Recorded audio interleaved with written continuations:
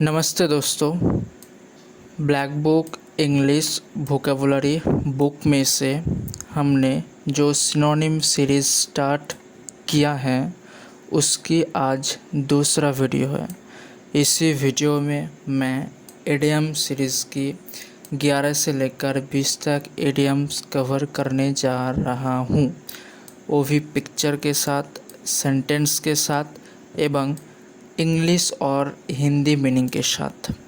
हर एक सिनोनिम्स की जो एक्सप्लेनेशन रहेगा वो हिंदी में भी रहेगा प्लस इंग्लिश में भी रहेगा। तो आइए दोस्तों स्टार्ट करते हैं।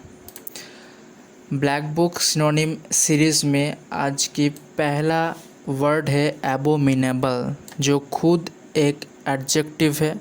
एबोमिनेबल वर्ड की मीनिंग है वेरी बैड और अनप्लीजेंट, यानी कि बहुत ही बुरा या अप्रिय।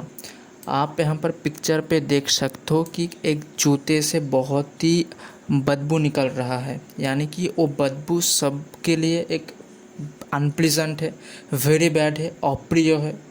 तो एबोमिनेबल वर्ड की सिनोनिम्स हैं ऑब्नोक्सियस, यानी कि अप्रिय, और एक सिनोनिम है रेपुग्नेंट, यानी कि प्रतिकूल।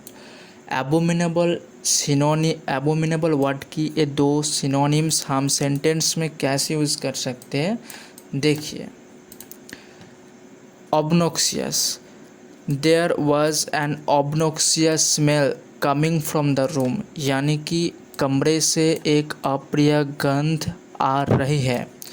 रेपुग्नेंट, दिस डिसीजन इज़ मोरली रेपुग्नेंट, ये निर्णय नैतिक रूप से प्रतिकूल है। रेपुग्नेंट वर्ड के मतलब है प्रतिकूल और ऑब्नोक्सियस वर्ड के मतलब है अप्रिय। तो ये है एबोमिनेबल वर्ड की दो सिनोनिम्स और उनके यूजेस। अगली वर्ड है अबोर्ट, जो खुद एक वर्ब है।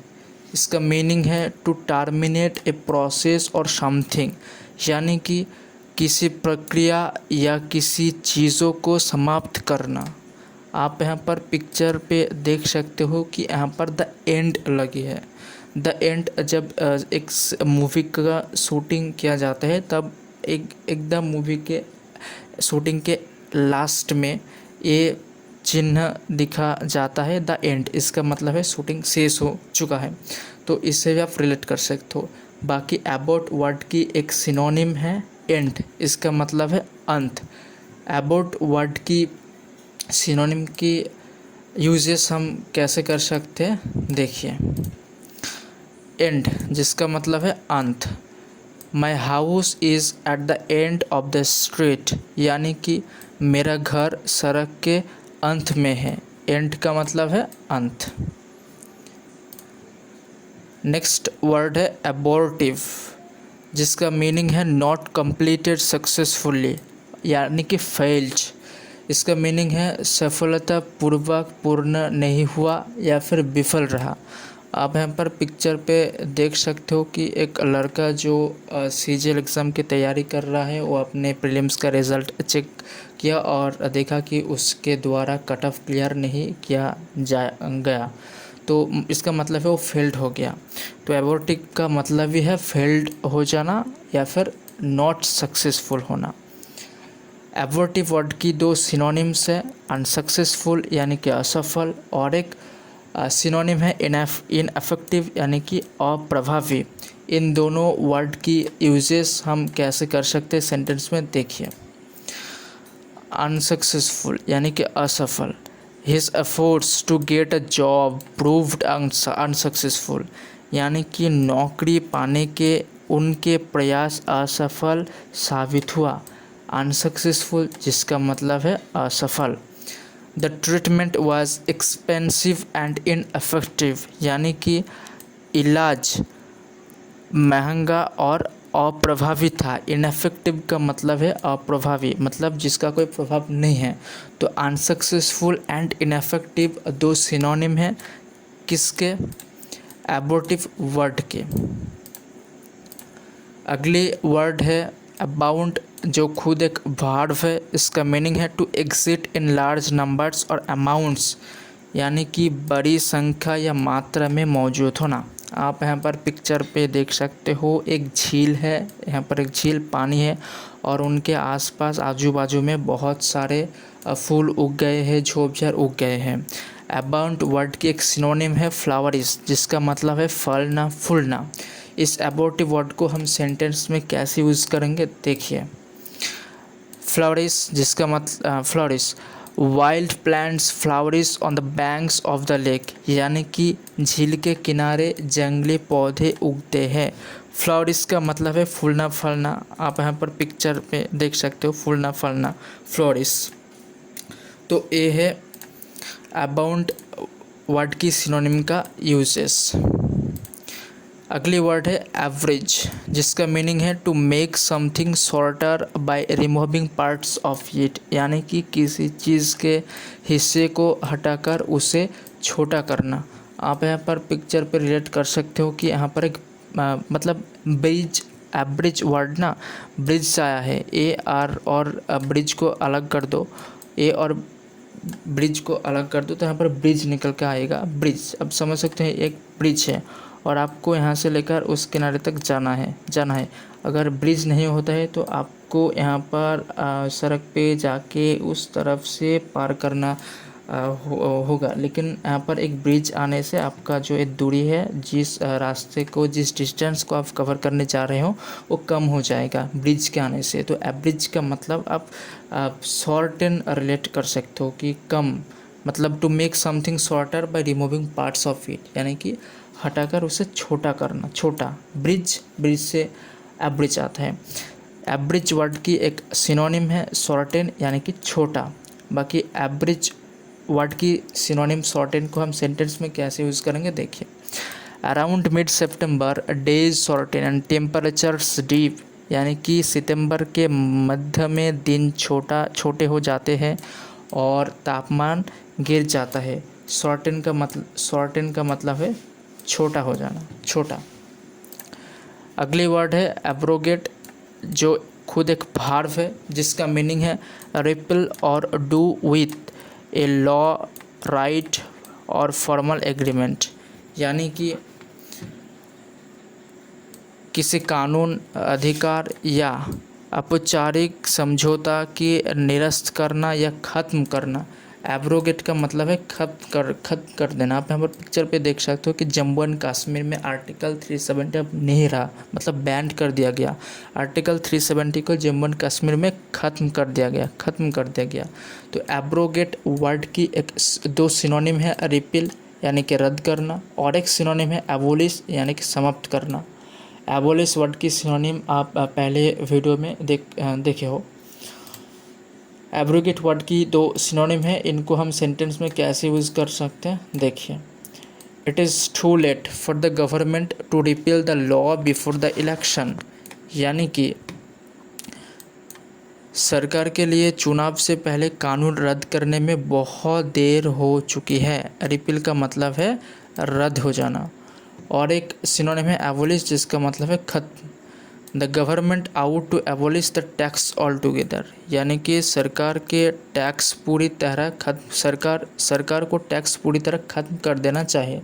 तो ये है दो सिनोनिम किनके, एब्रोगेट वर्ड की। अगली वर्ड है एब्रप्ट, जिसका मीनिंग है सडन एंड अनएक्सपेक्टेड, यानी कि अचानक और अप्रत्याशित। आप यहाँ पर देख सकते हो एक लड़का जो जॉगिंग कर रहा था सुबह के आसपास, जब वो वॉकिंग कर रहे थे तब अचानक उनके हार्ट में दर्द आई और अचानक मिट्टी पे गिर गए, मतलब सडन, अनएक्सपेक्टेड। तो इनको ही हम अब्रप्ट बोलते हैं। जो चीज़ अनएक्सपेक्टेड है एंड सडन है उसको ही हम एब्रप्ट बोलते हैं। बाकी एब्रप्ट वर्ड की एक सिनोनिम है सडन, मतलब अचानक। सडन वर्ड को हम कैसे सेंटेंस में यूज़ कर सकते हैं देखिए। She had a sudden urge to be outside, यानी कि उसे अचानक बाहर रहने की इच्छा हुई। सडन के मतलब है अचानक।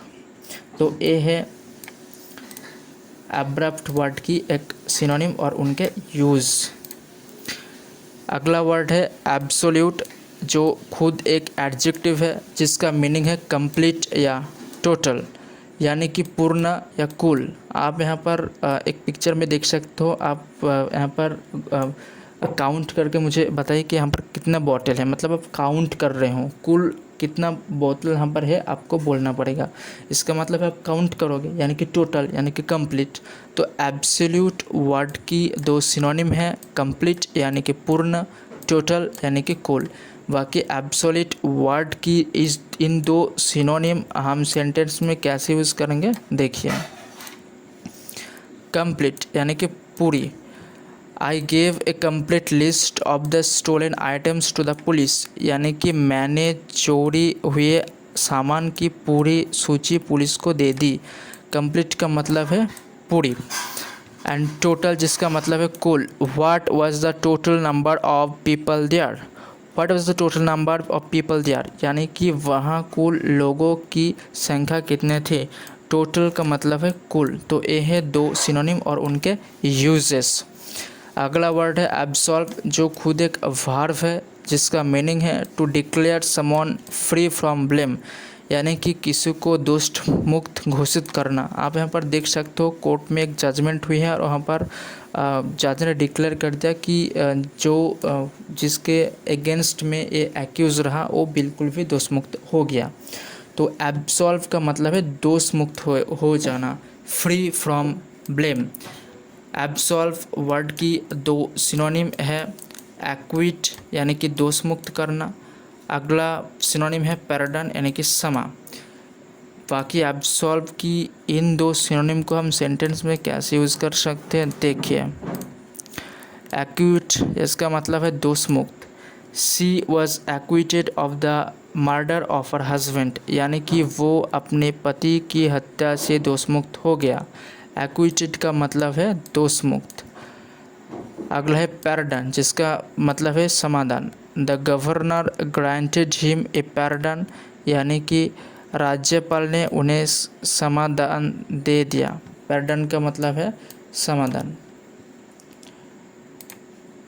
ब्लैक बुक सिनोनिम सीरीज़ की आज का लास्ट वर्ड है एब्जॉर्व, जो खुद एक वर्ब है। एब्जॉर्व वर्ड की मीनिंग है to take or soak up in and hold something liquid or heat, यानी कि किसी चीज़ जो तरल हो या फिर गर्मी हो उसको लेना या सोखाना और अपने में सोख लेना। इसका मतलब है सोख लेना, एब्जॉर्ब कर लेना। एब्जॉर्ब का मतलब है खुद के अंदर सोख लेना।